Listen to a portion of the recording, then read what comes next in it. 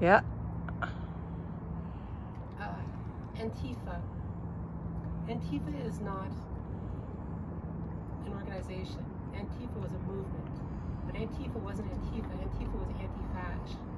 And anti-fash is an old school of punk. It's like skinheads or sharps. You know, there's skinheads. Like what you see today with the whole incel sort of thing, that's kind of like a skinhead. And sharps are politically correct, but kind of follow in the same fashion as skinheads. And anti-fash later became associated with things like protest. And so it became like kind of a how to survive protest, because protests often get very violent. And the reason why these protests usually occur is fascism. And so if you look at somebody like Donald Trump is the very definition, very antithesis of fascism today. Donald Trump is somebody who is using his political power to work against people probably looking to create World War III. The reason why all these tariffs are probably happening is probably because he's looking to create World War III. He's looking to create a world depression like used to exist prior to World War II. And Donald Trump is probably not World War III. It's probably the next person, or the person after him may be the person who evokes World War III. And it might not even be Donald Trump, it might be different fascists somewhere else, like Italy or something, because they tried to do it before. You know, when you talk about being anti-fash, this is, you know, for example, most people with any common sense or common dignity are anti-fascist, right? There's not very many people walking around out there who like say there was no Holocaust, you know, or that, you know, this never happened or that never happened, or these people never suffered, you know, or it was right for these people to suffer. But then you get people like Donald Trump saying things like Hitler got some things right.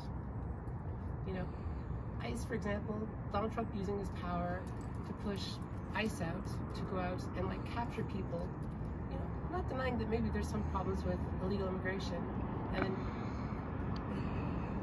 deporting these people against courts is a classic definition of fascism, right? Classic definition of fascism, utilizing manpower, utilizing government resource, doing things like taking people's welfare away,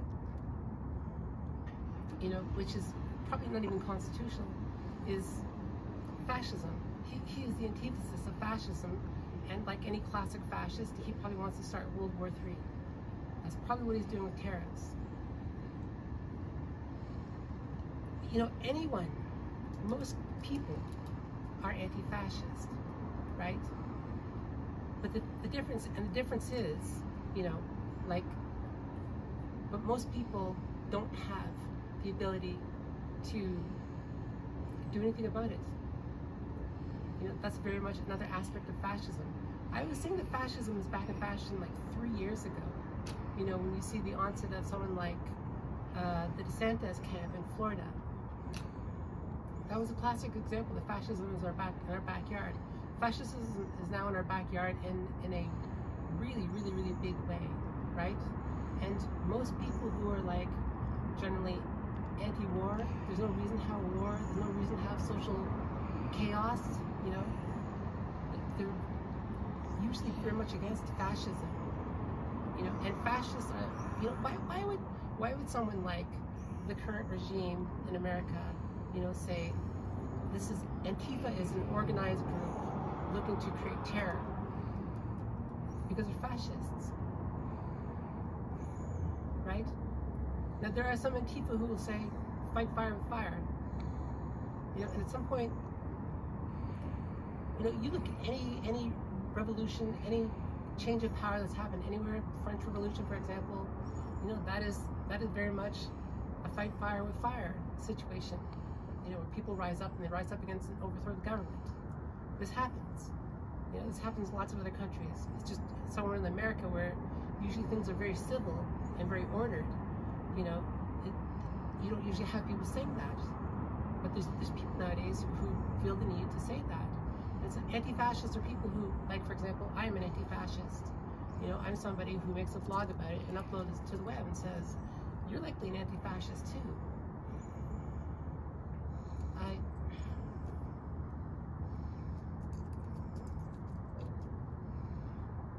I don't know that anti-fascists are, you know, I wouldn't say that anti-fascists are anarchists either.